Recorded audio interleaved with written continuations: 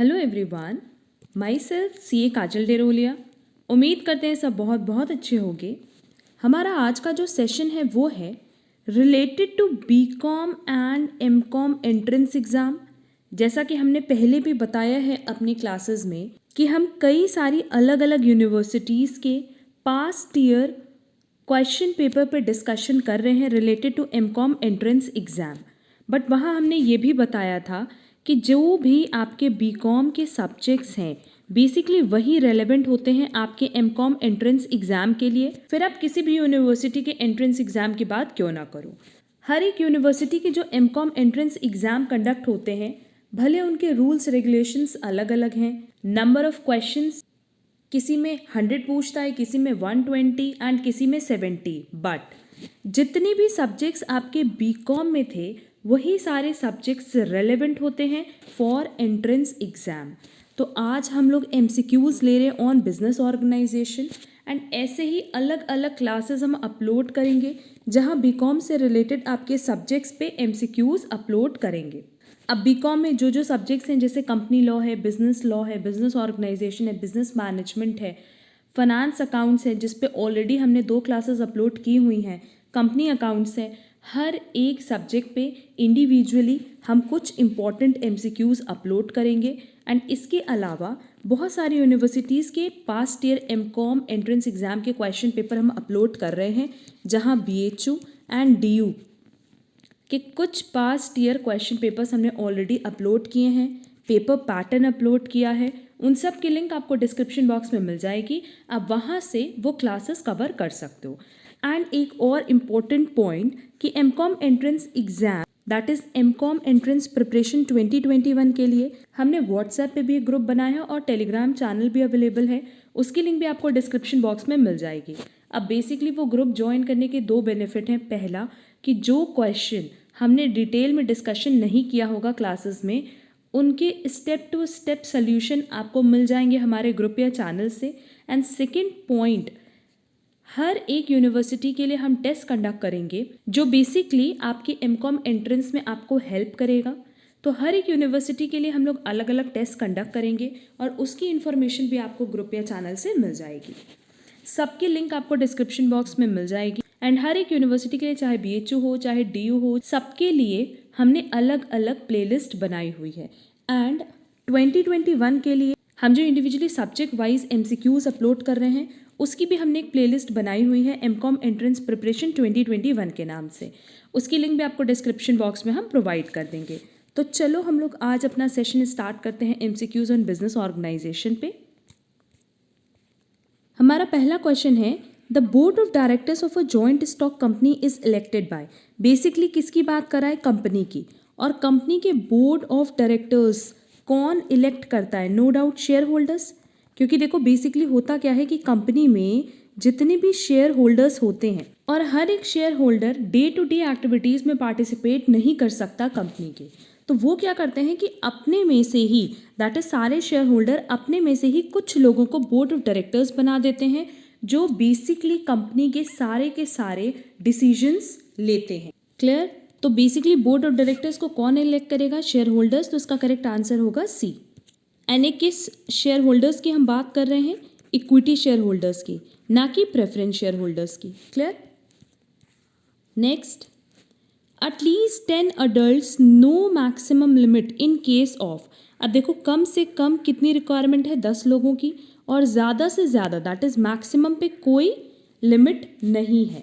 तो अगर हम लोग बात करें जॉइंट हिंदू फैमिली की, मिनिमम 2 मेल मेंबर होने चाहिए फैमिली में। तो बेसिकली अगर हम जॉइंट हिंदू फैमिली की बात करें HUF की, तो उसमें कम से कम 2 मेल मेंबर होने चाहिए फैमिली में और मैक्सिमम की कोई लिमिट नहीं है। अगर हम लोग पार्टनरशिप की बात करें तो पार्टनरशिप को हम डिटेल डिस्कस करना चाहेंगे। अब देखो पार्टनरशिप की अगर बात करें तो इसका हम डिटेल डिस्कशन कर रहे हैं, हम इसको नोट डाउन कर दे रहे हैं। अब देखो अगर हम लोग पार्टनरशिप की बात करें तो पार्टनरशिप में बहुत सारे बच्चों को कन्फ्यूजन होता है। इसमें ना 2 तरह से लिमिट दी हुई है। पहली दी है as per Indian partnership act 1932, ठीक, और दूसरी दी हुई है एज पर कंपनीज एक्ट 2013। दोनों अलग अलग लिमिट है।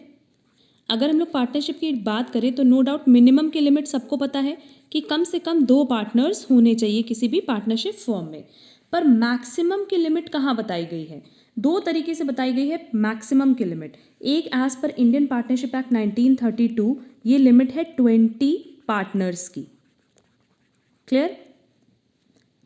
बट अगर हम लोग यहाँ बात करें बैंकिंग की तो बैंकिंग में कितने पार्टनर्स हो सकते हैं? Maximum 10 partners.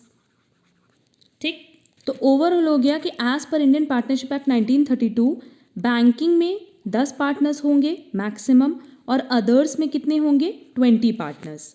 बट अब अगर हम लोग बात करें as per companies act 2013 section 464 ये जो मैक्सिमम लिमिट है ये है ऑफ 100 पार्टनर्स। क्लियर? बट ये लिमिट कहाँ दी हुई है? कंपनीज एक्ट 2013 में। एंड एक और हमारे पास लिमिट दी हुई है और वो लिमिट है as per rule 10 of companies act 2014। सब तुम लोग को लर्न करना है और ये लिमिट दी है 50 पार्टनर्स की। क्लियर? तो अगर ओवरऑल देखो तो मिनिमम तो 2 हैं। किसी भी पार्टनरशिप फर्म में कम से कम 2 पार्टनर्स होने चाहिए, ये तो तुम लोग को पता है। बट अगर हम लोग मैक्सिमम की बात करें तो मैक्सिमम में कहीं हम लोग पढ़ते हैं 20, कहीं पढ़ते हैं 10, कहीं पढ़ते हैं 100 और कहीं पढ़ते हैं 50। तो सिंपली इतना याद रखना कि as per Indian partnership act 1932 अगर बैंकिंग बिजनेस है तो 10 पार्टनर्स, अदर देन बैंकिंग है तो 20 partners. Companies act 2013 as per section 464 100 partners की मैक्सिमम लिमिट है। And rule 10 of companies act 2014 के अकॉर्डिंग मैक्सिमम लिमिट हमारे 50 पार्टनर्स की। क्लियर? ये चीज़ अच्छे से लर्न कर लेना है। और लास्ट हम लोग डिस्कशन कर लेते हैं कंपनी पे। तो अब देखो कंपनी 3 तरह की होती है बेसिकली। एक है प्राइवेट कंपनी, दूसरी है पब्लिक कंपनी और तीसरी अब एज पर कंपनीज एक्ट 2013 है 1 पर्सन कंपनी, जो सबको पता होगा। तो प्राइवेट में जो मैक्सिमम और मिनिमम की लिमिट है कम से कम 2 मेंबर और ज़्यादा से ज़्यादा हो सकते हैं 200 मेंबर्स। क्लियर? पब्लिक की बात करें तो मिनिमम है 7 और मैक्सिमम की कोई लिमिट नहीं है। एंड 1 पर्सन कंपनी में नो डाउट कितने मेंबर्स होंगे? 1। तो एज पर कंपनी अगर हम लोग बात करें तो प्राइवेट की लिमिट याद रखना 2 to 200, पब्लिक की 7 to no limit and 1 person company की 1। क्लियर? तो अब देखो कम से कम 10 मेंबर्स या 10 एडल्ट की रिक्वायरमेंट ना HUF में है, ना पार्टनरशिप में और ना कंपनी में है। तो कम से कम 10 एडल्ट की रिक्वायरमेंट और maximum limit and no maximum limit किसके केस में है? कोऑपरेटिव सोसाइटीज़ के केस में। अब देखो अगर कोऑपरेटिव सोसाइटीज़ की बात करें तो ये भी बिजनेस ऑर्गेनाइजेशन ही है। अब देखो इनका जो मेन मोटिव है वो कभी भी प्रॉफिट अर्न करना नहीं है। हर एक बिजनेस ऑर्गेनाइजेशन का मोटिव क्या होता है? प्रॉफिट अर्न करना। बट इनका मेन मोटिव प्रॉफिट अर्न करना नहीं होता, बल्कि इनका मेन मोटिव होता है म्यूचुअल हेल्प। और ये म्यूचुअल हेल्प बेसिकली किसकी करते हैं? सिर्फ उनकी जो इनके यहाँ मेंबर्स होते हैं। ठीक, ये पैसे भी अपने मेंबर्स से ही लेते हैं in the form of share capital and ये उस पैसे को यूटिलाइज भी सिर्फ मेंबर्स की हेल्प करने के लिए ही करते हैं। क्लियर? और एक सबसे इम्पॉर्टेंट पॉइंट याद रखना कि कोऑपरेटिव सोसाइटी का जो रजिस्ट्रेशन है वो कैसा है? Mandatory, that is compulsory. आपको इसका रजिस्ट्रेशन कराना होता है और इसका रजिस्ट्रेशन कहाँ होता है? Under cooperative societies act. हम यहाँ लिख दे रहे हैं इसका रजिस्ट्रेशन होता है under cooperative societies act. Clear? तो इसका करेक्ट आंसर होगा A, cooperative society. Next, profits do not have to be shared, this statement refers to. But obvious अगर आपको प्रॉफिट शेयर करने की रिक्वायरमेंट नहीं है तो ये सिर्फ और सिर्फ कहाँ पॉसिबल है? सोल प्रोप्राइटरशिप में, क्योंकि पार्टनरशिप में जो पार्टनर्स हैं उनके बीच में प्रॉफिट डिस्ट्रीब्यूट करना कंपलसरी है, फिर भले आप लॉसेस डिस्ट्रीब्यूट करो या ना करो। जॉइंट हिंदू फैमिली बिजनेस में बेसिकली वो जो प्रॉफिट है वो पूरी फैमिली से बिलोंग करता है एंड कंपनी में किसके लिए प्रॉफिट होता है? शेयर होल्डर्स के लिए। क्लियर? बट सोल प्रोप्राइटरशिप में क्योंकि सिर्फ एक पर्सन काम कर रहा है तो प्रॉफिट भी उसका, रिस्क भी उसका और लॉस भी पूरा उसका। तो इसका करेक्ट आंसर होगा C, sole proprietorship. Next, sole proprietorship business owner has restricted liability, no liability, unlimited liability और limited liability. But obvious unlimited liability, क्योंकि सोल प्रोप्राइटरशिप की बात करो तो इसका रजिस्ट्रेशन वैसे तो कोई कंपलसरी है नहीं, एंड क्योंकि यहाँ पे सिर्फ एक पर्सन ही काम कर रहा है, होल सोल अकेले एक ओनर की हम बात कर रहे हैं, सोल ओनर, तो बेसिकली उस पर्सन की जो लाइबिलिटी होती है वो अनलिमिटेड होती है, क्योंकि वो पर्सनली लाइबल होता है हर एक डेट के लिए। पर्सनली लायबल होता है मतलब कि अगर उसके बिजनेस असेट्स से वो डेट्स का पेमेंट नहीं कर पाए तो उसकी पर्सनल असेट्स को सेल करके भी वो डेट्स क्लियर किए जा सकते हैं। क्लियर? एंड क्योंकि सोल प्रोप्राइटरशिप में एक अकेला पर्सन है तो उसी की पूरी तरीके से होल सोल लायबिलिटी किसकी होती है? उस एक इंडिविजुअल की, तो वो अपने सारे डेट्स के लिए पर्सनली लायबल होता है। क्लियर? तो उसका करेक्ट आंसर होगा C, unlimited liability. Next, what is the limit of members in case of a private company? अब देखो, ऊपर अभी हमने डिस्कस किया था प्राइवेट कंपनी में कम से कम 2 लोग और ज़्यादा से ज़्यादा कितने हो सकते हैं? 200। तो करेक्ट आंसर क्या होगा? A. Next, the life of sole proprietorship business is unstable, stable, very short life और long life. But obvious unstable. अब क्यों है अनस्टेबल ये भी समझो, क्योंकि यहाँ पे एक ही पर्सन काम कर रहा है, एक ही ओनर है ना। इफ़ इन केस मान लो इसकी डेथ हो जाती है या ये इंसॉल्वेंट हो जाता है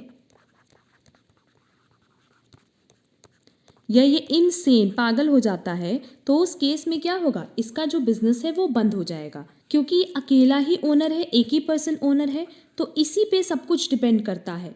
अगर इसकी डेथ इंसॉल्वेंट या इनसेन ये हो जाता है तो उस पॉइंट ऑफ टाइम पे क्या होगा? इसका बिजनेस बंद हो जाएगा। तो उस केस में क्या इसकी बिजनेस की जो स्टेबिलिटी है वो पॉसिबल है? नहीं।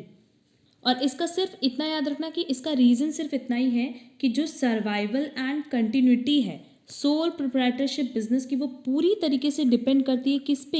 एक अकेले पर्सन पे। क्लियर? और अगर ये अकेला पर्सन कभी बीमार हो जाए, इंसॉल्वेंट हो जाए, इसकी डेथ हो जाए, तो उस केस में तुरंत इसका बिजनेस क्या होगा? कम टू एन एंड, तुरंत बंद हो जाएगा, है ना। पार्टनरशिप फर्म में क्या होता है? बाकी पार्टनर्स उसको मैनेज कर लेते हैं, कंपनी में भी बाकी शेयर होल्डर्स उसको मैनेज कर लेते हैं, मेंबर्स। बट सोल प्रोप्राइटरशिप में ये पॉसिबल नहीं है, तो इसका करेक्ट आंसर होगा A, unstable. Next, provision of residential accommodation to the members at reasonable rates is the objective of. अब देखो, अभी हमने क्लियर किया था कि जब हम बात करते हैं कोऑपरेटिव सोसाइटीज़ की, तो जो कोऑपरेटिव सोसाइटीज़ होती हैं ना, उनमें जो मेंबर्स होते हैं वो उन्हीं के बेनिफिट के लिए वर्क करती हैं, और वहाँ उनका मोटिव कभी भी प्रॉफिट अर्न करना नहीं होता, बल्कि अपने मेंबर्स को सर्विस प्रोवाइड करना होता है, या फिर कह लो म्यूचुअल हेल्प का उनका मोटिव होता है। क्लियर? एंड कोऑपरेटिव सोसाइटीज़ कितने तरह की होती हैं? 6 तरह की। हाँ देखो, यहाँ लिख भी दे रहे हैं कि कौन कौन सी कोऑपरेटिव सोसाइटीज़ होती हैं। Consumers cooperative society, producers cooperative societies,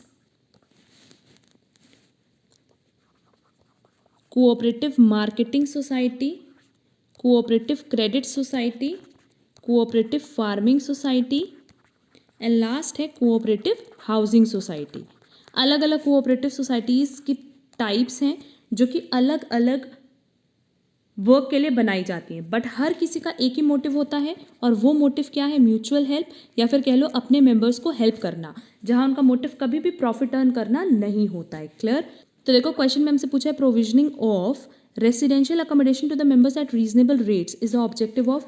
जहाँ आप रहने के लिए अकोमोडेशन दे रहे हो किसको? अपने मेंबर्स को, वो भी किस पे? रीजनेबल रेट पे। तो ये कहाँ पॉसिबल है? हाउसिंग कोऑपरेटिव्स में। दैट इज इसका करेक्ट आंसर होगा सी।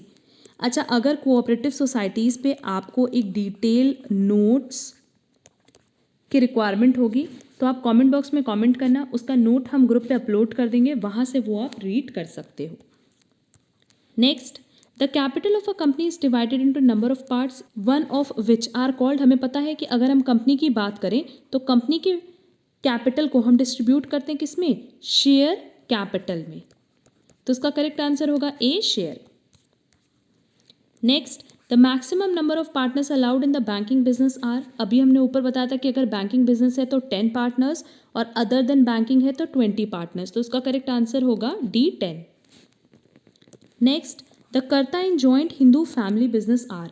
अब देखो अगर HUF की बात करें तो HUF में बेसिकली सारे के सारे फैमिली मेंबर्स ही वहाँ मेंबर बन सकते हैं, पहली चीज़। और दूसरी चीज़, बाय बर्थ उनको ये राइट मिलता है, ठीक, अलग से कोई कॉन्ट्रैक्ट या अग्रीमेंट नहीं करना होता। अब HUF के केस में क्या होता है कि जो, अब देखो अगर कर्ता की बात करें तो जो सीनियर मोस्ट मेंबर है फैमिली का वही कर्ता होता है, और बाकी अदर फैमिली मेंबर्स, तो जो कर्ता होता है उसकी लायबिलिटी अनलिमिटेड होती है और बाकी सारे मेंबर्स की लिमिटेड होती है। क्लियर? अच्छा, इसके अलावा हम बता दें कि अगर हम लोग HUF की बात करें तो HUF किसी भी इंडस्ट्रियल या कंपनी एक्ट के थ्रू गवर्नड नहीं होता, बल्कि ये गवर्नड होता है हिंदू सक्सेशन एक्ट, और ये एग्जिस्ट करता है अंडर हिंदू लॉ। मतलब इसी एक्ट के according joint Hindu family business work करता है। क्लियर? तो हमारे पास ऑप्शन दिया, the karta in joint Hindu family business has unlimited liability, that is B. Next, in a cooperative society the principal followed is. अगर हम इनकी वर्किंग की बात करें या प्रिंसिपल की बात करें तो बेसिकली ये वर्क करते हैं on one man one vote के प्रिंसिपल पे, क्योंकि जितने भी मेंबर्स होते हैं उनको सिर्फ एक वोटिंग राइट ही दिया जाता है। ठीक, इससे कोई मतलब नहीं है कि उन्होंने कोऑपरेटिव सोसाइटी में कितना कैपिटल कंट्रीब्यूट किया है, इससे कभी भी कोई फर्क नहीं पड़ता इन कोऑपरेटिव सोसाइटी। कोऑपरेटिव सोसाइटी में आप 50,000 इन्वेस्ट करो एज मेंबर या 1 लाख इन्वेस्ट करो, उससे कोई मतलब नहीं है। अगर आप वहाँ पे मेंबर हो तो आपको सिर्फ एक वोटिंग राइट मिलेगा। क्लियर? तो all the members get only one voting right irrespective of capital contributed by them. तो सिंपली ये किस रूल पे वर्क करती है? One man one vote. तो करेक्ट आंसर होगा B. Next, the structure in which there is separation of ownership and management as per law is called. हम सबको पता है कंपनी, क्योंकि कंपनी का रजिस्ट्रेशन क्या होता है? मैंडेटरी होता है, और इसमें कंपनी को एक अलग एंटिटी की तरह ट्रीट किया जाता है उसके मेंबर से। दैट इज यहाँ पे सेपरेट एंटिटी होती है कंपनी की और मेंबर्स की। ठीक, पार्टनरशिप में ऐसा नहीं होता। पार्टनरशिप में पार्टनर से ही पार्टनरशिप को जाना जाता है, और सोल प्रोप्राइटरशिप में किससे जाना जाता है? सोल ओनर से, जो उसका ओनर है, और इन दोनों में ही रजिस्ट्रेशन मैंडेटरी नहीं है। तो करेक्ट आंसर होगा A. Next, the capital of a company is divided into number of parts each one of which are called share. पहले डिस्कस कर लिया है। Next, cooperatives play an important role in aerospace, agricultural, manufacturing, all of the above. अभी जो 6 types of cooperative societies बताई थी उसमें हमने एक फार्मिंग सोसाइटी भी बताई थी। तो नो डाउट इसका करेक्ट आंसर क्या होगा? बी, एग्रीकल्चरल, क्योंकि हमने जो कोऑपरेटिव फार्मिंग सोसाइटी बताई थी उसको हम लोग एग्रीकल्चरल कोऑपरेटिव सोसाइटी के नाम से भी जानते हैं। ठीक, और इनका मेन मोटिव क्या होता है? इनका मेन मोटिव होता है कि जो स्मॉल फार्मर्स हैं ये उनकी हेल्प करते हैं, उनको improved seeds, fertilisers, irrigation and other modern techniques provide करते हैं, and social and economic security provide करते हैं टू पीजेंट्स। क्लियर? तो basically cooperatives play an important role in agriculture. तो इसका करेक्ट आंसर होगा B. Next, which of the following is the characteristics of cooperative society? Profits are not subject to income tax, one vote per share, dividends are paid on a per share basis, all of the above. अब देखो one vote per share तो है ही नहीं, हमने पहले ही बताया one man one vote है, तो ये कैरेक्टरिस्टिक्स तो है ही नहीं कि हर एक शेयर पे आपको वोट मिलेगा। Next, dividends are paid on a per share basis. देखो इनको डिविडेंड भी ये लोग डिस्ट्रीब्यूट नहीं करते, बल्कि वो पैसे रखते हैं फॉर म्यूचुअल हेल्प। तो इसका करेक्ट आंसर है A, profits are not subject to income tax. Next, a dash provides for the greatest degree of continuity. मतलब इन्फिनाइट ईयर्स तक इसमें से कौन सा रन कर सकता है? General partnership, joint venture, corporation और सोल प्रोप्राइटरशिप। अब देखो सोल प्रोप्राइटरशिप में तो अभी हमने बताया क्योंकि सिर्फ एक ही ओनर होता है तो इसकी कंटिन्यूटी अनस्टेबल होती है, कभी भी किसी भी पॉइंट ऑफ टाइम पे वो बंद हो सकता है। वैसे अगर हम लोग जनरल पार्टनरशिप की बात करें तो सब कुछ पार्टनर्स पे ही डिपेंड करता है, एंड इसका रजिस्ट्रेशन भी मैंडेटरी नहीं है, तो उसकी कोई सेपरेट आइडेंटिटी भी नहीं होती है। तो पार्टनर्स की डेथ पे, इंसॉल्वेंसी पे आपकी पार्टनरशिप को आपको क्लोज करना होता है, उसकी कंटिन्यूटी की कोई गारंटी नहीं रहती। और जॉइंट वेंचर की बात करें तो जॉइंट वेंचर तो हमेशा एक पर्टिकुलर पर्पस से ही बनाया जाता है, एक पर्टिकुलर प्रोजेक्ट के लिए ही बनाया जाता है, और जैसे ही वो प्रोजेक्ट खत्म होता है आपका जॉइंट वेंचर बिजनेस क्लोज हो जाता है। जॉइंट वेंचर में बेसिकली क्या होता है कि किसी एक पर्टिकुलर वेंचर, किसी पर्टिकुलर पर्पस या अंडरटेकिंग के लिए दो लोग मिलकर के काम करते हैं। तो वहाँ ये जो आपने पार्टनरशिप की है वो ख़त्म हो जाती है उस पॉइंट ऑफ टाइम पे, जिस पॉइंट ऑफ टाइम पे आपका वो पर्पस कंप्लीट हो जाता है। जैसे लेट्स से अगर हम रोड का कंस्ट्रक्शन कर रहे हैं तो रोड के कंस्ट्रक्शन के लिए अगर दो कॉन्ट्रैक्टर ए और बी मिल करके रोड का कंस्ट्रक्शन स्टार्ट करते हैं तो ये उनका जॉइंट वेंचर है, और जैसे उस रोड का कंस्ट्रक्शन कंप्लीट हो जाएगा उनकी ये जॉइंट वेंचर खत्म हो जाएगी। क्लियर? तो हमारे पास एक ऑप्शन बचा कॉरपोरेशन। एंड कॉरपोरेशन की अगर बात करें तो इसका जो रजिस्ट्रेशन है वो मैंडेटरी है। मैंडेटरी होने की वजह से होता क्या है कि कॉरपोरेशन को, दैट इज कंपनी को, एक बेनिफिट मिलता है of परपीचुअल existence, that is परपीचुअल succession. कोई भी मेंबर आए या जाए कंपनी पे कोई भी अफेक्ट नहीं होना है, and as per law company को एक अलग पर्सन की तरह ट्रीट किया जाता है। तो सिंपली किसी भी पर्सन के आने या जाने से कंपनी कभी भी बंद नहीं होती। एंड इस केस में मेंबर की डेथ, इंसॉल्वेंसी या इनकैपेसिटी पे क्या कंपनी की एग्जिस्टेंस पे कुछ भी असर पड़ेगा? नहीं पड़ेगा। क्लियर है? तो सिंपली इसकी greatest degree of continuity possible है। तो करेक्ट आंसर होगा सी, कॉरपोरेशन। और एक और चीज़ हम बता दें कि जो कंपनी है अगर आपको उसको एंडअप भी करना है तो वो एंडअप किसी मेंबर के बेसिस पे नहीं होता, बल्कि क्योंकि इसकी एक सेपरेट एग्जिस्टेंस है in the eyes of law, तो हम उसका वाइंड अप सिर्फ कर सकते हैं थ्रू लीगल प्रोसीजर्स। ऐसा नहीं है कि किसी भी मेंबर पे डिपेंड करता है। मेंबर के आने या जाने पे, मेंबर के डेथ पे, इंसेनिटी पे कंपनी को कोई फर्क नहीं पड़ने वाला। तो करेक्ट आंसर होगा C, corporation. Next, what is a sole proprietorship? Business owned by president, business owned by several companies, business owned by company. But obvious इसका करेक्ट आंसर है C, business owned by one person. Next, the head of the joint Hindu business is called karta. And इसके अलावा कर्ता कौन हो गया? कर्ता तो सिंपली हमने पहले बताया था कि सीनियर मोस्ट मेंबर है, ये senior most member of the family. ठीक, तो फिर बाकी जितने मेंबर्स हैं उनको हम क्या कहते हैं? उनको हम कहते हैं को partners. The maximum number of partners allowed in the banking business are 10, that is B. Next, which of the following is probably the most important reason for incorporating? That is, incorporation का मतलब क्या होता है? Registration. Registration का सबसे important reason क्या हो सकता है?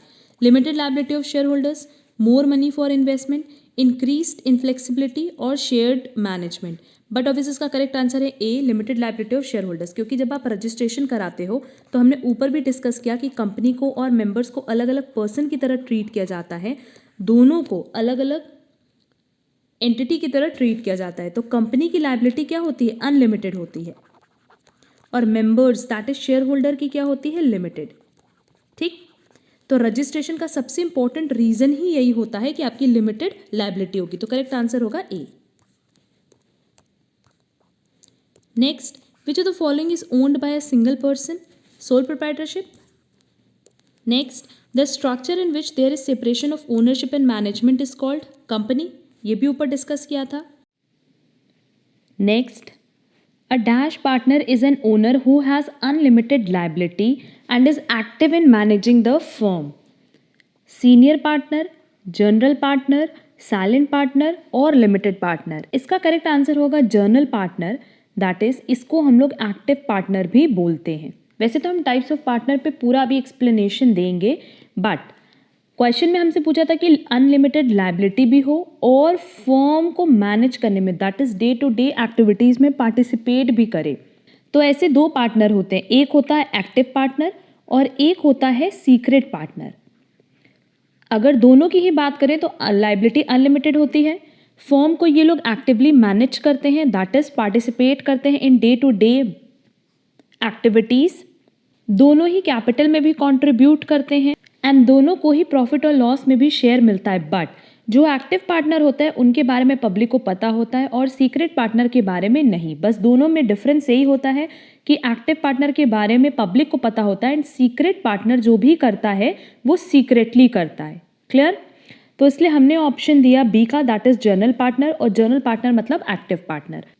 अब देखो टाइप्स ऑफ पार्टनर्स पे हमारे पास पूरा का पूरा एक टैबलर प्रेजेंटेशन है जहाँ सारे पार्टनर्स के बारे में बताया है और कौन कैपिटल कंट्रीब्यूट करता है, कौन नहीं करता, कौन मैनेजमेंट में पार्टिसिपेट करता है, प्रॉफिट लॉस में किसका शेयर है और किसकी कितनी लायबिलिटी है, इसके बारे में वहाँ पूरा डिटेल डिस्कस किया गया है।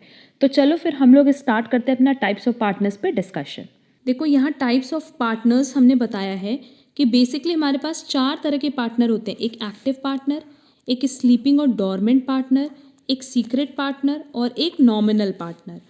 जो एक्टिव पार्टनर होता है वो तो नाम से पता चला है कि वो एक्टिव है, वो कैपिटल भी कंट्रीब्यूट करेगा, वो डे टू डे एक्टिविटीज़ में पार्टिसिपेट भी करेगा, उसको प्रॉफिट एंड लॉस में शेयर भी मिलेगा और उसकी लायबिलिटी भी क्या होगी, अनलिमिटेड। क्लियर? स्लीपिंग और डोरमेंट पार्टनर ये बेसिकली कैपिटल कंट्रीब्यूट करते हैं, इनको प्रॉफिट और लॉस में शेयर भी मिलता है और इनकी लायबिलिटी भी अनलिमिटेड होती है। बट नाम से पता चल रहा है स्लीपिंग जो सोते हुए पार्टनर है, तो क्या ये मैनेजमेंट में पार्टिसिपेट करेंगे? नहीं, इनको डे टू डे एक्टिविटीज़ से कोई मतलब नहीं है। सिर्फ ये क्या करते हैं कि पैसा कंट्रीब्यूट करते हैं, इनको सिर्फ प्रॉफिट लॉस से मतलब होता है, बट इनको डे टू डे एक्टिविटीज़ क्या हो रही है उससे कोई मतलब नहीं है। क्लियर? नेक्स्ट है हमारे पास सीक्रेट पार्टनर कि ये कैपिटल कंट्रीब्यूट करते हैं, इनको प्रॉफिट और लॉस में शेयर भी मिलता है, इनकी लायबिलिटी भी अनलिमिटेड होती है एंड इनफैक्ट ये डे टू डे मैनेजमेंट में पार्टिसिपेट भी करते हैं, बट कैसे? सीक्रेटली। दैट इज क्या इनके बारे में पब्लिक को पता होता है? नहीं। एक्टिव पार्टनर के बारे में पता होता है बट सीक्रेट पार्टनर के बारे में नहीं। एंड लास्ट है हमारे पास नॉमिनल पार्टनर। तो देखो जो नॉमिनल पार्टनर होते हैं ना तो वो कैपिटल में कंट्रीब्यूट करते हैं, ना वो डे टू डे एक्टिविटीज़ में पार्टिसिपेट करते हैं और ना ही उनको प्रॉफिट लॉस से में कोई शेयर मिलता है, बट उनकी जो लायबिलिटी होती है वो किस लिमिट तक होती है? Liable for the debt which partnership firm acquired by using their name. क्या लिखा है कि उनका नाम यूज़ करके जितनी भी लायबिलिटी बनती है किसकी? पार्टनरशिप फर्म की, सिर्फ और सिर्फ वो उसके लिए लायबल होते हैं। क्लियर? देखो नॉमिनल पार्टनर वो होते हैं जो बेसिकली रियल पार्टनर्स नहीं होते हैं फर्म के। ठीक? वो सिर्फ और सिर्फ अपना नाम दैट इज नेम लेंड करते हैं एंड रेपुटेशन लेंड करते हैं किसके लिए? फर्म के बेनिफिट के लिए। नॉमिनल पार्टनर क्या होते हैं? जो अपना नेम एंड रेपुटेशन लेंड करते हैं, देते हैं किसको? फर्म को। किस चीज़ के लिए? फर्म की बेनिफिट के लिए। क्लियर? अब देखो यहाँ पे 2 चीज़ लिखी है, partner by estoppel and partner by holding out. इसमें भी तुम लोग को बहुत डाउट होता है तो ये पॉइंट भी हम क्लियर कर लेते हैं कि पार्टनर बाय स्टॉपल वो होते हैं जो अपनी मर्जी से, अपनी खुशी से, बाय हिज ओन वर्ड्स और कंडक्ट वो अपना नाम लेंड करते हैं कि हाँ हम इस पार्टनरशिप फर्म में पार्टनर हैं। क्लियर? बट अगर पार्टनर बाय होल्डिंग आउट की बात करें तो ये अपने वर्ड्स से तो कभी भी खुद को पार्टनर नहीं बोलते, बट अगर कोई दूसरा पार्टनर उनको एज अ पार्टनर डिनोट कर रहा है या इंट्रोड्यूस कर रहा है तो वो उसके लिए मना भी नहीं करते। समझ में आया? दोनों में बहुत बड़ा डिफरेंस है। पार्टनर बाय स्टॉपल में हम खुद बोलते हैं कि हाँ हम इस पार्टनरशिप फर्म में पार्टनर हैं, बल्कि हमें भी पता होता है कि हमने सिर्फ इनको नाम लेंड किया, अपनी रेपुटेशन लेंड की, पर हम यहाँ पे पार्टनर नहीं हैं क्योंकि ना तो हम कैपिटल कंट्रीब्यूट करें, ना डे टू डे एक्टिविटीज़ में पार्टिसिपेट करें, ना ही प्रॉफिट और लॉस में हिस्सा लेंगे। क्लियर? बट वहाँ पे फर्म के बेनिफिट के लिए हम सिर्फ अपना नेम लेंड करते हैं एंड अपने वर्ड्स या कंडक्ट के थ्रू हम खुद को पार्टनर मानते भी हैं। But partner by holding out में ऐसा नहीं होता। पार्टनर बाय होल्डिंग आउट में हम कभी अपने मुंह से ये नहीं बोलेंगे कि हम पार्टनर हैं, या ना ही हम अपने कंडक्ट से शो करते हैं। बट अगर कोई दूसरा पार्टनर हमें एज अ पार्टनर इंट्रोड्यूस कर रहा है तो हम उसके लिए कभी मना भी नहीं करते। क्लियर? और इन दोनों ही केसेस में क्या होता है कि हमारा नाम लेंड करने की वजह से या रेपुटेशन लेंड करने की वजह से जो भी पार्टी कॉन्ट्रैक्ट में एंटर की है पार्टनरशिप फर्म से, मतलब हमारे नाम की वजह से जो भी आउटसाइडर पार्टनरशिप फर्म के साथ कॉन्ट्रैक्ट कर रहा है, उस कॉन्ट्रैक्ट की जो लायबिलिटी बनती है सिर्फ हम उसके लिए लायबल होंगे। क्लियर? तो ये टाइप्स ऑफ पार्टनर्स की एक पूरी डिटेल थी। ये बहुत अच्छे से पढ़ लेना क्योंकि इसमें से कई सारे क्वेश्चंस एग्जाम में कवर करते हैं।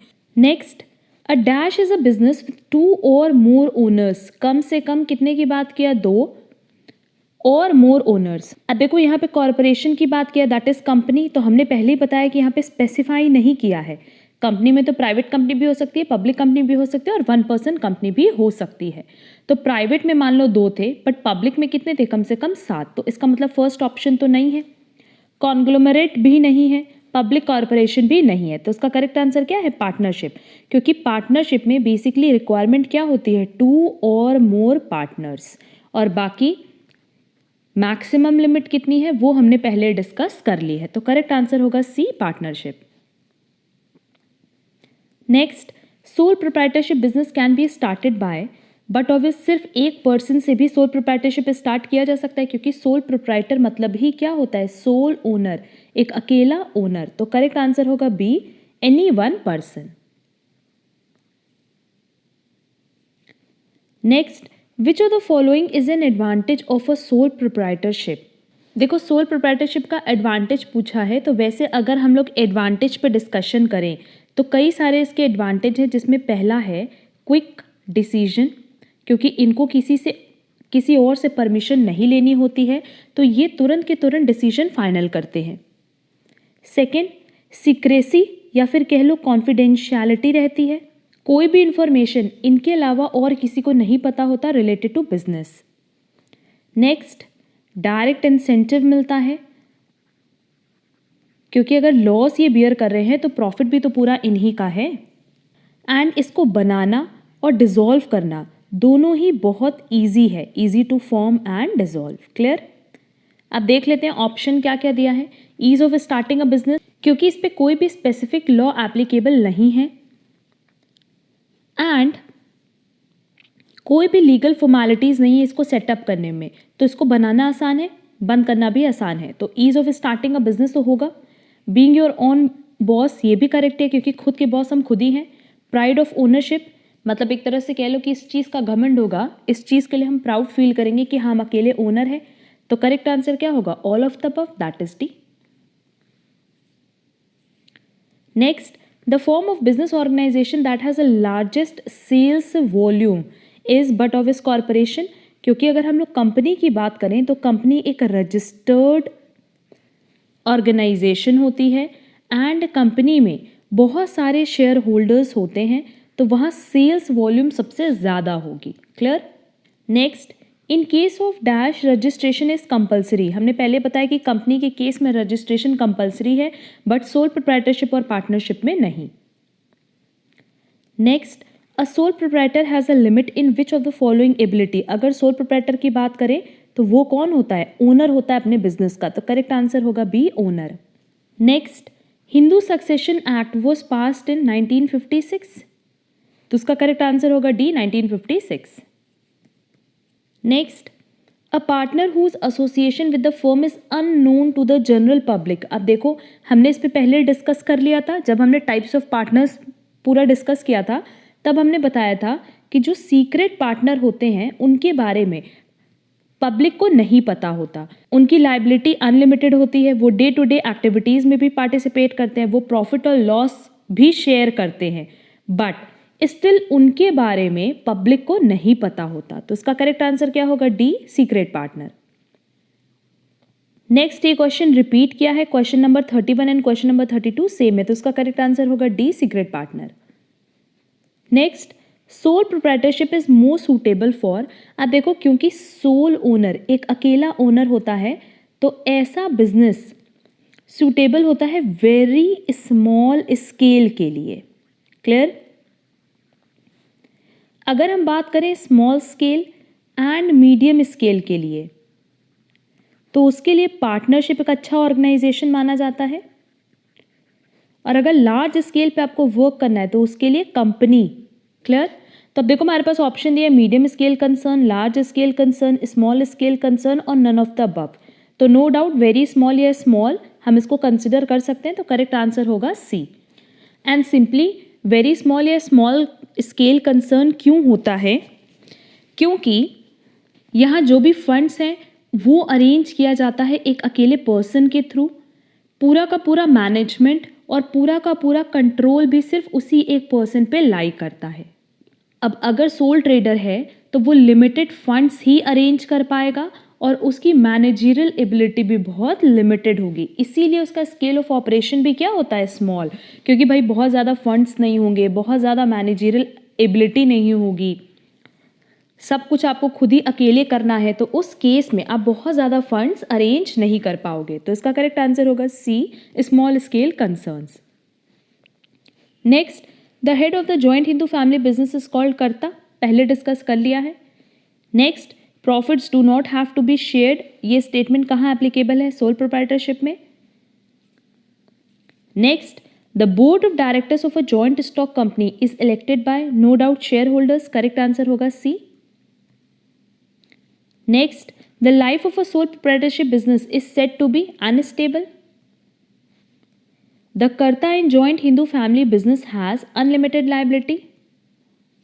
ये सब क्वेश्चन रिपीटेटिव है क्योंकि बहुत बार ये एग्जाम में कवर कर चुका है। Next, the most effective form of business organisation for raising capital is, अगर आपको ज़्यादा से ज़्यादा कैपिटल रेज करना है तो नो डाउट आपको अपनी कंपनी स्टार्ट करनी पड़ेगी, क्योंकि अगर हम कंपनी स्टार्ट करेंगे तो उस केस में हम पब्लिक से फंड्स रेज कर सकते हैं। क्लियर, तो करेक्ट आंसर होगा C, corporation. Next, the major advantage of a franchisee is, अब देखो अगर फ्रेंचाइजी की बात करें तो फ्रेंचाइजी का मतलब है अथॉरिटी जो कि ऑर्गेनाइजेशन देता है किसको, किसी और को, टू समवन, और यहाँ पे ऑर्गेनाइजेशन किस चीज़ की अथॉरिटी दे रहा है कि ये जो समवन है वो इस ऑर्गेनाइजेशन के गुड्स या सर्विसेज को सेल कर सकता है, ठीक, और to take part in an activity which the organisation control. Simply इतना समझ लो कि फ्रेंचाइजी मतलब जब एक ऑर्गेनाइजेशन किसी आउटसाइडर को अलाउ करता है कि वो उसके बिहाफ पे उस कंपनी का या उस ऑर्गेनाइजेशन का गुड्स एंड सर्विसेज सेल कर सकता है। क्लियर, तो इस केस में देखो एडवांटेज क्या क्या हो सकता है, training and management assistance, personal ownership, nationally recognised name, all of the above, but obvious all of the above, क्योंकि आपको ट्रेनिंग भी मिलेगी, क्योंकि ये जो ऑर्गेनाइजेशन अलाउ कर रहा है आपको, एक तरह से कह लो कि वो जो समवन है वो उसको एज एजेंट ट्रीट करेगा। तो जब आप एज एजेंट किसी को ट्रीट करोगे तो अब तो उनको ट्रेनिंग भी दोगे, मैनेजमेंट असिस्टेंस भी दोगे, बट इस समवन के पास कहीं ना कहीं एक पर्सनल ओनरशिप होगी, एंड इस ऑर्गेनाइजेशन का जो नाम है वो नेशनली रिकॉग्नाइज्ड होगा, तभी तो हम उसकी फ्रेंचाइजी ले रहे हैं। मतलब बेसिकली किसी की फ्रेंचाइजी लेने का फ़ायदा ये होता है कि उनकी ऑलरेडी मार्केट में गुडविल होती है और हम उनकी फ्रेंचाइजी लेकर के अपने यहाँ स्टार्ट करके उस पर इनकम जनरेट करते हैं। क्लियर, तो करेक्ट आंसर क्या होगा, D, all of the above. Next, the reason for the end of sole proprietorship can be, ऊपर डिस्कस किया था कि इंसॉल्वेंसी भी है, इंसेनिटी भी है और डेथ भी है, तो करेक्ट आंसर होगा D, all of the above. Next, which of the following is an example of a non profit organisation, इसका करेक्ट आंसर है बी, YMCA। अगर YMCA की बात करें तो इसका फुल फॉर्म है यंग मेंस क्रिश्चियन एसोसिएशन, ठीक है, और ये बेसिकली नॉन प्रॉफिट ऑर्गेनाइजेशन है, मतलब इनका मोटिव होता है सर्विस प्रोवाइड करना सोसाइटी को, ना ही इनका मोटिव होता है प्रॉफिट का। क्लियर, तो इसका करेक्ट आंसर है B, YMCA। Next, which one of the following is an example of a public corporation, इसका करेक्ट आंसर है A, Imperial Oil. Next, provision of residential accommodation to the members at reasonable rates is the objective of, ऊपर discuss किया है, correct answer है C, housing cooperation. Next, a partner who is not actually involved in the partnership but lends his name for public relation purposes is a, पहले ही discuss कर लिया था types of partners में कि ऐसे पार्टनर को हम क्या कहते हैं, नॉमिनल पार्टनर्स कहते हैं, और नॉमिनल पार्टनर में भी दो हेड था, एक था पार्टनर बाय होल्डिंग आउट और एक था बाय स्टॉपल। तो उसका करेक्ट आंसर क्या होगा, C, nominal partner. Nominal partner ना तो डे टू डे एक्टिविटी में पार्टिसिपेट करते हैं, ना कैपिटल कंट्रीब्यूट करते हैं, ना प्रॉफिट लॉस में हिस्सा लेते हैं, सिर्फ और सिर्फ ये क्या करते हैं कि अपना नेम एंड साथ ही साथ अपनी रेपुटेशन लेंड करते हैं, अपना नेम एंड रेपुटेशन लेंड करते हैं। एंड ये लाइबल किसके लिए होंगे, सिर्फ इनके नेम एंड रेपुटेशन की वजह से जो भी थर्ड पार्टी फर्म के साथ कॉन्ट्रैक्ट कर रही है, सिर्फ ये उस पर्टिकुलर कॉन्ट्रैक्ट या अग्रीमेंट से जो लाइबिलिटी या डेट अकर करेगा, अराइज करेगा सिर्फ ये उसके लिए लायबल होंगे। क्लियर? इसका करेक्ट आंसर क्या होगा? C, nominal partner. Next, in which form of business there is no need to share profit but of a sole proprietorship? Next, the main disadvantage of a general partnership is. अब general partnership मतलब किसकी बात कर रहा है? Traditional. ऐसा क्यों लिखा है इसने? क्योंकि अब ट्रेडिशनल पार्टनरशिप के अलावा एक और पार्टनरशिप है LLP, that is limited liability partnership. और यहाँ बेसिकली क्या होता है कि इनका रजिस्ट्रेशन कंपलसरी होता है, इसलिए सारे पार्टनर्स की लायबिलिटी लिमिटेड होती है। The unlimited liability of the partners, disagreement among partners, shared management, difficulty of termination. जो सबसे मेन डिसएडवांटेज है वो है unlimited liability of the partners, क्योंकि ट्रेडिशनल पार्टनरशिप का रजिस्ट्रेशन मैंडेटरी नहीं है, वॉलंटरी है। तो यहाँ जो पार्टनर्स हैं उनसे ही उनकी पार्टनरशिप फर्म को जाना जाता है, इसीलिए यहाँ सारे पार्टनर्स की लायबिलिटी क्या होती है? अनलिमिटेड। और ये डिसएडवांटेज खत्म करने के लिए ही कंपनीज एक्ट एक नया कॉन्सेप्ट आया है, लिमिटेड लायबिलिटी पार्टनरशिप का। और यहाँ पे सारी चीज़ें वही होती है जो आपके ट्रेडिशनल पार्टनरशिप में होती है, बट यहाँ सारे पार्टनर्स की लायबिलिटी क्या होती है? लिमिटेड। तो इसका करेक्ट आंसर क्या होगा? A. Next, from the following business enterprises in which only the person get full profit and he alone bears risk. पूरा प्रॉफिट भी आपका, पूरा रिस्क भी आपका, ऐसा कहाँ होता है? डी, सोल प्रोप्राइटर में। Next, a sole proprietor concern is free from regulation bye. हमने पहले ही बताया कि इस पे किसी भी तरह का कोई भी स्पेसिफिक लॉ एप्लीकेबल नहीं है और इसके फॉर्मेशन के लिए कोई लीगल फॉर्मेलिटीज एप्लीकेबल नहीं है। तो इसका करेक्ट आंसर क्या होगा? D, Indian law. Next, the simplest form of business organisation is. अब देखो, अगर सिंपलेस्ट की बात करें तो सिंपलेस्ट प्रोप्राइटरशिप है, क्योंकि सोल प्रोप्राइटरशिप में क्या होता है कि ना तो आपको रजिस्ट्रेशन कराना है, ना ही आप पे कोई लॉ एप्लीकेबल है, ना कोई लीगल फॉर्मेलिटी है, तो बहुत ही ईजिली आप इसको बना सकते हो और डिसॉल्व भी कर सकते हो। बट अगर हम लोग बात करते हैं कॉर्पोरेशन या कोऑपरेटिव की, तो इनका एक तो रजिस्ट्रेशन मैंडेटरी है, और पार्टनरशिप की भी बात करो तो कम से कम 2 या 2 से ज़्यादा पार्टनर्स आपको चाहिए। बट प्रोप्राइटरशिप में आप अकेले बिजनेस स्टार्ट कर सकते हो। तो simplest form of business ownership किस में मिलेगी? प्रोप्राइटरशिप में। तो करेक्ट आंसर है A, proprietorship. Next, from the following business enterprises is which only the person get full profit and he alone bears risk. Same question है, पूरा profit भी आपका, पूरा रिस्क भी आपका। करेक्ट आंसर क्या होगा? D, soul proprietor. Next, who among the following can only be beneficiary of business and does not have unlimited liability? अब देखो, ऐसा सिर्फ एक के केस में होता है और वो है माइनर पार्टनर। अगर हम लोग बात करें इंडियन पार्टनरशिप एक्ट 1932 की, तो ये माइनर को कभी भी एज पार्टनर परमिट नहीं करता, बल्कि ये माइनर को सिर्फ और सिर्फ एज बेनिफिशियरी एडमिट कर सकता है इन द एग्जिस्टिंग फॉर्म। मतलब इनको पहली बात तो न्यू फॉर्म में हम एंट्री नहीं दे सकते। अगर आपको माइनर को पार्टनर बनाना है, जो कि बेसिकली परमिटेड नहीं है, बट आप इनको बेनिफिशियरी बना सकते हो, और बेनिफिशियरी भी कहाँ बना सकते हो? सिर्फ एग्जिस्टिंग फर्म में। क्लियर? इसके अलावा माइनर पार्टनर्स की अगर बात करें तो ये कैपिटल कंट्रीब्यूट नहीं करते हैं। ये जो पार्टनर्स हैं इनको डे टू डे एक्टिविटीज़ में पार्टिसिपेट करने का भी कोई राइट नहीं है, और ये लायबल होते हैं आउटसाइडर्स के लिए। इनको किसी भी तरह का कोई लॉस शेयर नहीं करना होता, सिर्फ इनको प्रॉफिट में हिस्सा मिलता है। क्लियर? तो ये कौन से पार्टनर हुए? Minor partner, that is B. और देखो, एक और चीज पूछा था, does not have unlimited liability. Secret partner की अनलिमिटेड होती है, एक्टिव पार्टनर की भी और स्लीपिंग पार्टनर की भी। तो करेक्ट आंसर होगा B, minor partner. Next, who elects the board of directors? Correct answer होगा D, shareholders. Who are the real owner of the company? ये भी हमें पता है, C, shareholders. Next, who becomes karta in joint Hindu family business? हमने पहले बताया है कि जो सीनियर मोस्ट मेंबर होता है, या कह लो सीनियर मोस्ट मेल मेंबर होता है, उसे ही हम लोग कर्ता बनाते हैं। By voting of members, most educated member of family, any member can become.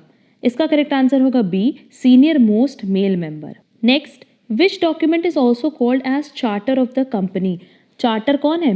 Memorandum of association. That is, अगर हम लोग मेमोरेंडम ऑफ एसोसिएशन की बात करें तो ये कंपनी का प्रिंसिपल डॉक्यूमेंट है। अब यहाँ पे हमें मौका मिला है तो हम इस पे पूरा डिस्कशन कर ले रहे हैं। अब देखो हर एक क्वेश्चन पे हमने डिटेल डिस्कशन क्यों किया है, या इनफैक्ट क्वेश्चन में जो नहीं पूछा था उस पर भी डिस्कशन किया है, क्योंकि कोई ज़रूर नहीं कि ये क्वेश्चन आएंगे एग्जाम में। जो टॉपिक रह गए हैं उस पर भी एग्जाम में क्वेश्चन आ सकते हैं। तो अब memorandum of association correct answer है, बट मेमोरेंडम ऑफ एसोसिएशन क्या होता है हम उस पर डिस्कशन कर रहे हैं कि कंपनी का प्रिंसिपल डॉक्यूमेंट है और इसमें कंपनी की सारी पावर्स एंड ऑब्जेक्टिव्स लिखी होती हैं। क्लियर? मेमोरेंडम ऑफ एसोसिएशन में कंपनी की सारी पावर्स एंड कंपनी के सारे ऑब्जेक्टिव्स लिखे होते हैं कि इनकी क्या पावर है और इनका क्या मोटिव है बिजनेस स्टार्ट करने का। इसके अलावा इसमें ओवरऑल 6 ऐसे क्लॉज है जिसमें पूरी डिटेल लिखी रहती है कंपनी के बारे में। सबसे पहला होता है नेम क्लॉज, दूसरा होता है सिचुएशन क्लॉज या कह सकते हैं डोमिसाइल क्लॉज। सिचुएशन और डोमिसाइल की बात करें तो इसको हम लोग एड्रेस क्लॉज या रजिस्टर्ड ऑफिस क्लॉज भी कह सकते हैं कि कहाँ पे ये कंपनी किस स्टेट में रजिस्टर्ड है। ठीक, तो ये 2 क्लॉज हो गया। इसके अलावा एक क्लॉज होता है जहाँ उनके सारे ऑब्जेक्ट लिखे होते हैं, तो वो हो गया ऑब्जेक्ट क्लॉज। फिर होता है लायबिलिटी क्लॉज कि इस कंपनी की लायबिलिटी कैसी है, लिमिटेड बाय शेयर्स है, लिमिटेड बाय गारंटी है, सो ऑन। एक होता है कैपिटल क्लॉज। कैपिटल क्लॉज में ये लिखना होता है कि ऑथराइज शेयर कैपिटल कितना होगा, that is maximum share capital कितना इशू किया जा सकता है। एंड लास्ट होता है एसोसिएशन और सब्सक्रिप्शन क्लॉज। तो ये ओवरऑल 6 क्लॉज कहाँ मेंशन होते हैं, मेमोरेंडम ऑफ एसोसिएशन में। तो इसका करेक्ट आंसर होगा A, MOA। Next, which document is an invitation to general public. अगर हम जनरल पब्लिक को इनवाइट करने की बात करें तो ऐसा कौन कर सकता है, सिर्फ पब्लिक कंपनी, और वो ऐसा कहाँ करती है, वाया प्रोस्पेक्टस। प्रोस्पेक्टस के थ्रू वो जनरल पब्लिक को इनवाइट करती हैं कि आइए और हमारी कंपनी के शेयर्स परचेज करिए या हमारे कंपनी के शेयर्स के लिए अप्लाई करिए। तो ऐसा वो कहाँ मेंशन करती हैं, प्रोस्पेक्टस में। तो अगर हम लोग प्रोस्पेक्टस की बात करें तो प्रोस्पेक्टस एक ऐसा डॉक्यूमेंट है। अब ये देखो, डॉक्यूमेंट मतलब क्या, डॉक्यूमेंट कुछ भी हो सकता है, चाहे वो नोटिस के फॉर्म में हो सकता है, सर्कुलर के फॉर्म में हो सकता है, एडवर्टीजमेंट के फॉर्म में हो सकता है, या किसी भी फॉर्म में हो सकता है। क्लियर? तो प्रोस्पेक्टस एक ऐसा डॉक्यूमेंट है दैट इनवाइट्स डिपॉजिट्स और offers from public for the subscription और परचेज ऑफ शेयर्स और debentures of a body corporate. मतलब अगर किसी कंपनी को अपनी कंपनी के शेयर्स और डिबेंचर्स इशू करने होंगे तो वो प्रोस्पेक्टस के थ्रू जनरल पब्लिक को इनवाइट करती है कि आइए और हमारी कंपनी के शेयर्स या डिबेंचर्स में अप्लाई करिए। क्लियर? तो करेक्ट आंसर होगा C, prospectus. Next, which type of company is not allowed to subscribe its share to general public. Private limited company. अगर हम बात करें प्राइवेट लिमिटेड कंपनी की तो प्राइवेट लिमिटेड कंपनी को ये ऑप्शन नहीं मिला है कि वो जनरल पब्लिक को इनवाइट कर सके अपने शेयर्स सब्सक्राइब करने के लिए, क्योंकि प्राइवेट लिमिटेड कंपनी है तो वहाँ पूरी शेयर होल्डिंग किसकी होगी, अपने ही लोगों की होगी, दैट इज फैमिली मेंबर्स की या रिलेटिव्स की। बट आप पब्लिक से नहीं कह सकते कि वो आपकी कंपनी के शेयर्स परचेज करें। क्लियर? तो प्राइवेट लिमिटेड कंपनी इनवाइट नहीं कर सकती, बट क्या पब्लिक लिमिटेड कंपनी कर सकती है? हाँ, कर सकती है। Next, which clause of memorandum define powers and limitations of a company, objective clause. Next, directors take approval from where before issue of shares in capital market. अब देखो, अगर हम लोग बात करें सेबी की, that is stock exchange board of India की, तो यही रेगुलेटरी बॉडी है जो कि बेसिकली कैपिटल मार्केट को कंट्रोल करता है। क्लियर? एंड जितनी भी पब्लिक लिमिटेड कंपनीज होती हैं उनको सारी की सारी रेलेवेंट इंफॉर्मेशन सबमिट करनी होती है, किसको, सेबी को, before issuing it's securities in the capital market. अगर पब्लिक लिमिटेड कंपनी को अपने शेयर्स या सिक्योरिटीज़ को कैपिटल मार्केट में इशू करना है तो उनको सबसे पहले अप्रूवल लेनी होती है, किससे, सेबी से। अप्रूवल लेने के लिए बेसिकली वो करते क्या है कि जितनी भी रेलेवेंट इन्फॉर्मेशन है वो सबमिट करते हैं विद सेबी। तो करेक्ट आंसर होगा बी, सेबी। और सेबी का फुल फॉर्म क्या है, securities and exchange board of India. Next, who is called parent of a company. Parent की बात करें तो नो डाउट प्रमोटर, क्योंकि प्रमोटर वो लोग होते हैं जो कंपनी के बारे में सोचते हैं कि ऐसी होगी कंपनी, वैसी होगी, और ये सोचने से लेकर के उसके रजिस्ट्रेशन तक जो लोग कंपनी के साथ जुड़े होते हैं उनको ही हम कहते हैं प्रमोटर। तो बेसिकली प्रमोटर कौन है? जो कंपनी बनाते हैं। प्रमोटर वो लोग होते हैं जो प्रमोशन स्टेज पे या कह लो इनकॉर्पोरेशन स्टेज पे सारी की सारी एक्टिविटीज़ परफॉर्म करते हैं, सारे डॉक्यूमेंटेशन करते हैं, पूरा का पूरा रजिस्ट्रेशन वही कराते हैं। तो इसका करेक्ट आंसर होगा सी, प्रमोटर। नेक्स्ट, इफ कर्ता डाइज देन, अगर कर्ता की डेथ हो जाए तो उसके बाद जो सीनियर मोस्ट मेंबर है वो कर्ता बन जाएगा। तो करेक्ट आंसर होगा next, senior most member become karta, that is C. और जो ऑप्शंस दिए वो भी देख लो कि joint Hindu family business comes to an end, ये तो पॉसिबल नहीं है। रिमेनिंग मेंबर्स इलेक्ट न्यू करता, ये भी नहीं होता। एंड बिजनेस कंटिन्यूज विदाउट करता, ये भी पॉसिबल नहीं है। HUF अगर है तो वहाँ पे कर्ता का होना जरूरी है, तो करेक्ट आंसर होगा C. Next, it is not compulsory for private limited company to maintain index of its members, issue prospectus, conduct statutory meeting, all of the above. देखो इन तीनों की ही रिक्वायरमेंट नहीं होती प्राइवेट लिमिटेड कंपनी की, बल्कि इनकी रिक्वायरमेंट कहाँ होती है? पब्लिक लिमिटेड कंपनी में। तो करेक्ट आंसर होगा D, all of the above. Next, the document containing the terms and conditions of partnership firm is called partnership deed. Partnership deed एक ऐसा डॉक्यूमेंट है जहां पार्टनरशिप फर्म की सारी टर्म्स एंड कंडीशंस मेंशन होती हैं। ये प्रॉपरली स्टैम्प्ड पेपर में बना होता है जिसपे सारे rules, regulations, terms and conditions जो पार्टनरशिप फर्म की है वो लिखी होती है। क्लियर? एंड पार्टनरशिप फर्म की क्या राइट्स एंड ड्यूटीज़ हैं वो भी कहाँ मेंशन होती है? पार्टनरशिप डीड में। तो बेसिकली पार्टनरशिप डीड में बहुत सारे कंटेंट होते हैं कि फर्म का नाम क्या है, पार्टनर्स का नाम क्या है, पार्टनर्स का एड्रेस क्या है, कितना उन्होंने कैपिटल कंट्रीब्यूट किया है, किसकी क्या राइट्स एंड ड्यूटीज़ हैं, किस मोड में हम अकाउंट्स लिखेंगे, किसको सैलरी मिलेगी, इंटरेस्ट ऑन कैपिटल मिलेगा या नहीं, एंड सो ऑन। तो करेक्ट आंसर क्या होगा? C, partnership deed. Next, the partner who only allow other partners to use his name and goodwill is called nominal partner, पहले डिस्कस कर लिया था।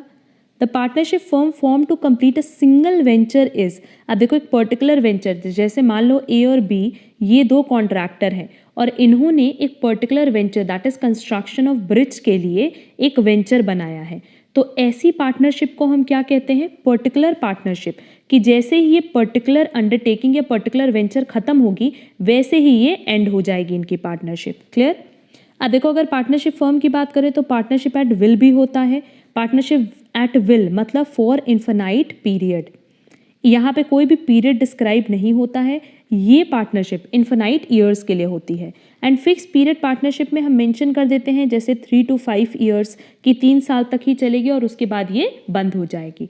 बट सिंगल वेंचर के लिए जो पार्टनरशिप बनाई जाती है उसको हम कहते हैं पर्टिकुलर पार्टनरशिप। तो करेक्ट आंसर होगा C. Next, the form of business which is carried for providing service to its members is called. हमने पहले बताया कि अगर हमारा मोटिव सर्विस देने का है ना कि प्रॉफिट अर्न करने का, तो ऐसे ऑर्गेनाइजेशन को हम कहते हैं cooperative society. Next, if a person want complete confidentiality in his business and want no interference of any other person then suitable firm is sole proprietorship, that is A. Next, the structure in which there is separation of ownership and management is called company, क्योंकि company का registration mandatory है और registration के time company को और company के member को अलग अलग एंटिटी की तरह ट्रीट किया जाता है। क्योंकि दोनों को अलग एंटिटी की तरह ट्रीट किया जाता है इसीलिए इसका परपीचुअल सक्सेशन भी होता है। तो ओनरशिप अलग होगी और मैनेजमेंट अलग होगा। क्लियर? बेसिकली ओनरशिप किसके पास होती है? शेयर होल्डर्स के पास।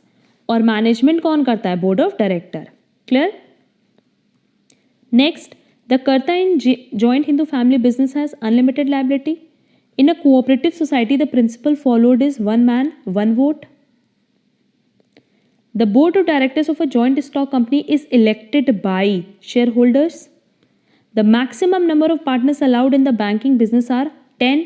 ये सारे रिपीटेटिव क्वेश्चंस हैं और ये सारे क्वेश्चंस एंट्रेंस एग्जाम में पूछे जा चुके हैं। Next, profits do not have to be shared, this statement refers to sole proprietorship. The capital of a company is divided into number of parts, each one of which is called share. The head of the joint Hindu family business is called Karta. Provision of residential accommodation to the members at reasonable rate is the objective of housing cooperative. A partner whose association with the firm is unknown to the general public is called secret partner. Minimum number of members to form a private company is 2 and maximum कितना है 200. Minimum number of members to form a public company 7 and maximum कितना है no limit. Next, application for approval of a name of company is to be made to SEBI, Registrar of Companies, Government of India, Government of the state in which company is to be registered. Registrar of Companies. अगर हमें अपनी company का कोई नाम select करना है तो उसके अप्रूवल के लिए हम एप्लीकेशन हमेशा किसको देते हैं ROC, that is registrar of companies को. Next, a proposed name of company is considered undesirable if it is identical with the name of an existing company, it resembles closely with the name of an existing company, it is an emblem of Government of India, United Nations, etc. in case of any of the above. अब देखो basically undesirable है मतलब जो company जो नाम आपने propose किया है, आपने सोचा है, वो अनडिज़ायरेबल है मतलब वो आपको नहीं मिल सकता. कब? जब उसी नाम की कोई एग्जिस्टिंग कंपनी ऑलरेडी चल रही हो या आपने चूज़ किया है बाटा और ऑलरेडी बाटा के नाम से कंपनी रजिस्टर है तो कहीं ना कहीं इसको क्लोजली रिजेंबल कर रहा है तो उस केस में ये नाम भी आपको नहीं दिया जाएगा. या फिर it is an emblem of government of India या United Nation, government of India को रिप्रेजेंट कर रहा हो या यूनाइटेड नेशन को रिप्रेजेंट कर रहा हो तो वो नाम भी अनडिज़ायरेबल माना जाएगा और वो नाम आपको कभी भी अपनी कंपनी के लिए रखने के लिए नहीं दिया जाएगा. तो करेक्ट आंसर होगा D. Next, a prospectus is issued by but obvious a public company seeking investment from public, ऊपर डिस्कस किया था. Next, stages in the formation of a public company are in the following order. अब अगर हम लोग public company की बात करें तो सबसे पहले होता है प्रमोशन, उसके बाद होता है उसका रजिस्ट्रेशन दैट इज इनकॉर्पोरेशन, उसके बाद कैपिटल सब्सक्रिप्शन एंड लास्ट में होता है कमेंसमेंट ऑफ बिजनेस. तो उसका करेक्ट आंसर होगा C. Next, preliminary contracts are signed. अब देखो प्रिलिमिनरी कॉन्ट्रैक्ट्स वो कॉन्ट्रैक्ट्स होते हैं जो कंपनी के रजिस्ट्रेशन के पहले एंटर किए जाते हैं बट कंपनी के रजिस्ट्रेशन के बाद वो पूरी तरीके से कंपनी पे बाइंड होते हैं मतलब कंपनी लायबल होती है उस पर्टिकुलर कॉन्ट्रैक्ट के लिए. तो प्रिलिमिनरी कॉन्ट्रैक्ट नाम ही पड़ा है प्रिलिमिनरी कॉन्ट्रैक्ट, क्यों? क्योंकि ये साइंड होते हैं before the corporation that is registration के पहले. नेक्स्ट, प्रिलिमिनरी कॉन्ट्रैक्ट्स आर, पहले हमने बताया कि कंपनी पे बाइंड होता है इफ रैटिफाइड आफ्टर इनकॉर्पोरेशन. अगर ये इनकॉर्पोरेशन के बाद रैटिफाइड हो जाता है दैट इज सारे शेयर होल्डर्स के थ्रू पास हो जाता है तो ये पूरी तरीके से कंपनी पे बाइंड होगा. तो करेक्ट आंसर होगा B, binding on the company ratified after incorporation. Next, name the enterprise involving single ownership, sole proprietor.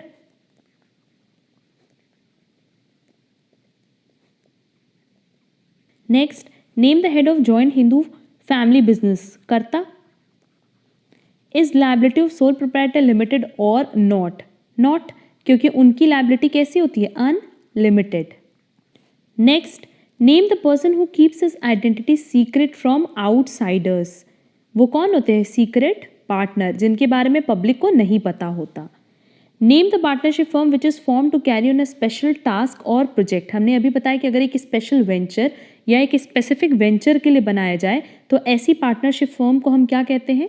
Particular partnership. Name the basic document prepared in the partnership firm. Partnership deed. Is registration of partnership firm compulsory? No. अगर आप चाहो तो partnership firm का registration कराओ, अगर आप नहीं चाहते उसका रजिस्ट्रेशन तो आप मत कराओ. पार्टनरशिप फर्म का रजिस्ट्रेशन मैंडेटरी नहीं है बट अगर इसकी जगह लिमिटेड लायबिलिटी पार्टनरशिप पूछता तो हाँ उसका रजिस्ट्रेशन मैंडेटरी होता. Next, what is a maximum number of partners in partnership firms.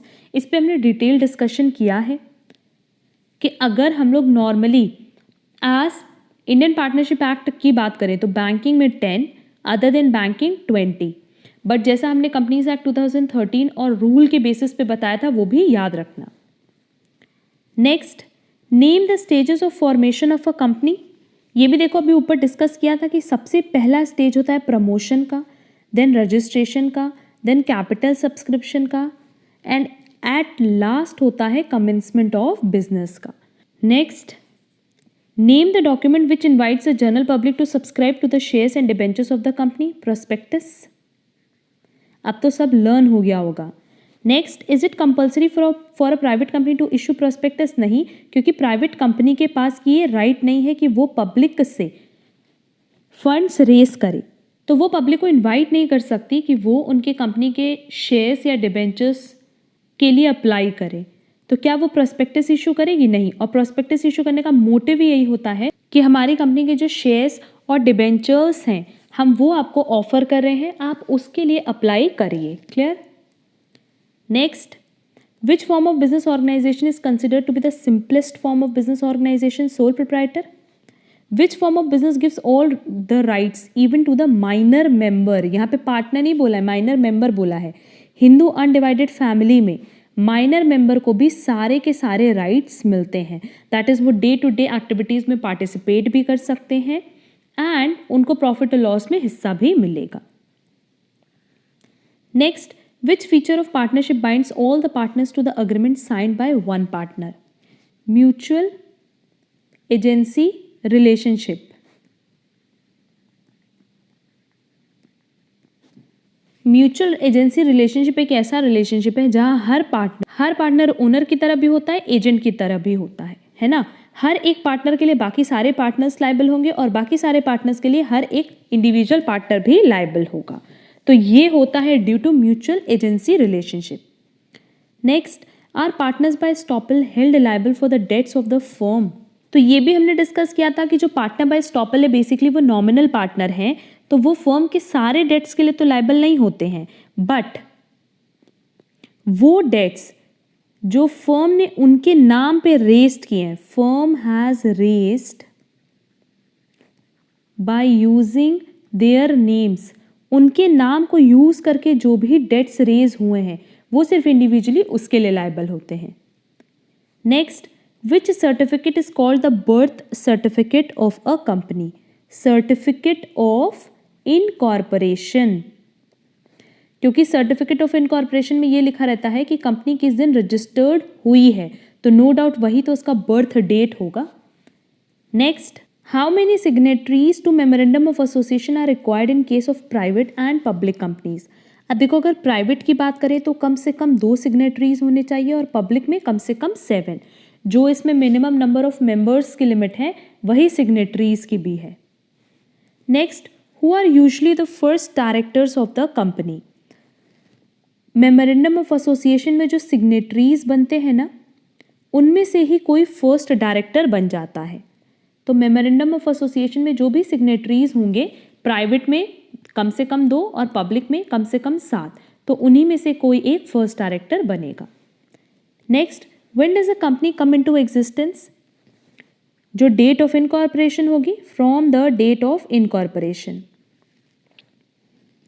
मतलब जिस दिन उसका रजिस्ट्रेशन हुआ होगा उस दिन से ही हम मानते हैं कि वो एग्जिस्टेंस में आई है। Next, name the document authorises a public company to start its business. अब अगर पब्लिक कंपनी के लिए बात करें तो ये सर्टिफिकेट कौन सा है? Certificate of commencement of business, मतलब जिस दिन आपको अपना बिजनेस स्टार्ट करने का सर्टिफिकेट मिला है, certificate of commencement of business. क्योंकि 2 ही सर्टिफिकेट है, एक सर्टिफिकेट ऑफ इनकॉर्पोरेशन है और एक certificate of commencement of business है। तो जनरली अगर हम लोग प्राइवेट कंपनी की बात करें तो उसमें सर्टिफिकेट ऑफ इनकॉर्पोरेशन माना जाता है, और पब्लिक कंपनी में अपना बिजनेस स्टार्ट करने के लिए एक अलग सर्टिफिकेट लेना होता है जो कि होता है certificate of commencement of business. Name the document by which a company becomes a distinct legal entity. अलग लीगल एंटिटी किस दिन बनती है? जिस दिन उसका इनकॉर्पोरेशन दैट इज रजिस्ट्रेशन का सर्टिफिकेट आता है। उसमें उसकी डेट भी मेंशन होती है कि आज से उसको रजिस्टर किया जा रहा है, तो जिस दिन से उसको रजिस्टर किया जा रहा है उसी दिन से उसकी अपनी एक अलग एंटिटी हो जाती है in the eyes of law. Next, mention the upper and lower limits of membership of joint Hindu undivided family. अब इसमें देखो, अगर हम लोग अपर की बात करें तो अपर में तो कोई लिमिट नहीं है, एंड लोअर में है कितनी? मिनिमम 2 मेल मेंबर्स, जैसा कि हमने पहले भी बताया था कि कम से कम 2 लोग होने चाहिए, क्योंकि हिंदू अनडिवाइडेड फैमिली बिजनेस है तो बेसिकली फैमिली बिजनेस में कम से कम 2 लोग तो होने चाहिए। अब प्राइवेट लिमिटेड कंपनी में अपर की क्या लिमिट थी? 200 और लोअर की कितनी थी? 2। कंज्यूमर्स कोऑपरेटिव सोसाइटी में अपर की कोई लिमिट नहीं थी और लोअर की एटलीस्ट 10 एडल्ट्स, और पब्लिक में अपर की कोई लिमिट नहीं थी और लोअर की कम से कम 7। एक और लास्ट पॉइंट हमें यहाँ पे डिस्कस करना है कि अगर हम लोग बात करें प्राइवेट कंपनी और पब्लिक कंपनी की, क्वेश्चन नंबर 108 के बाद अब कोई क्वेश्चन हमें डिस्कस नहीं करना है, पर प्राइवेट कंपनी और पब्लिक कंपनी में एक चीज़ याद रखना कि जो नंबर ऑफ डायरेक्टर्स चाहिए होते हैं कोरम फिल करने के लिए, यहाँ कम से कम 2 डायरेक्टर्स चाहिए प्राइवेट लिमिटेड में और पब्लिक में कम से कम 3 डायरेक्टर्स। क्लियर? ये पॉइंट भी रेलेवेंट है एग्जाम पॉइंट ऑफ व्यू से। अब देखो ये 108 MCQs बहुत इंपॉर्टेंट थे ऑफ बिजनेस ऑर्गेनाइजेशन। इसके अलावा एक और session MCQs and business organisation पे हम बहुत जल्दी अपलोड करेंगे और ये सारे क्वेश्चंस आपके एंट्रेंस एग्जाम के लिए बहुत रेलेवेंट हैं। और हमने पहले बताया आप किसी भी यूनिवर्सिटी के लिए एग्जाम दे रहे हो, हर यूनिवर्सिटी के BCom MCom एंट्रेंस एग्जाम के लिए क्वेश्चंस बहुत ज़्यादा रेलेवेंट है। इसके अलावा फाइनेंस अकाउंट पे जो भी क्लास हमने अपलोड की है एंड BHU एंड DU के जो पास्ट ईयर क्वेश्चन पेपर हमने सॉल्व करवाए हैं फॉर MCom एंट्रेंस एग्जाम, सब की लिंक आपको डिस्क्रिप्शन बॉक्स में मिल जाएगी और इसके अलावा ग्रुप की लिंक भी आपको डिस्क्रिप्शन बॉक्स में मिल जाएगी। आज की क्लास में अगर कहीं पे भी कोई डाउट होगा तो आप कमेंट बॉक्स में कमेंट करके ज़रूर पूछना और इसकी PDF भी आपको डिस्क्रिप्शन बॉक्स में मिल जाएगी। बहुत बार आप लोगों को इसकी PDF की रिक्वायरमेंट होती है, तो इसकी PDF आप चाहे तो टेलीग्राम चैनल से डाउनलोड कर लेना, चाहे डिस्क्रिप्शन बॉक्स से डाउनलोड कर लेना या व्हाट्सएप ग्रुप से डाउनलोड कर लेना। अगर हमारा आज का क्लास अच्छा लगा हो तो आप हमारे चैनल को सब्सक्राइब ज़रूर कर देना। Reason being BCom and MCom entrance exam के बहुत सारे MCQ सेशन और बहुत सारे पास्ट ईयर क्वेश्चन पेपर हम सॉल्व करवाएंगे, फिर आप किसी भी यूनिवर्सिटी के लिए एग्ज़ाम क्यों ना दे रहे हो। तो चैनल सब्सक्राइब करने पे आपको नोटिफिकेशन मिल जाएगी जो भी हमारी न्यू क्लासेस अपलोड होंगी रिलेटेड टू एंट्रेंस एग्ज़ाम। आज के लिए बस इतना। Thank you so much.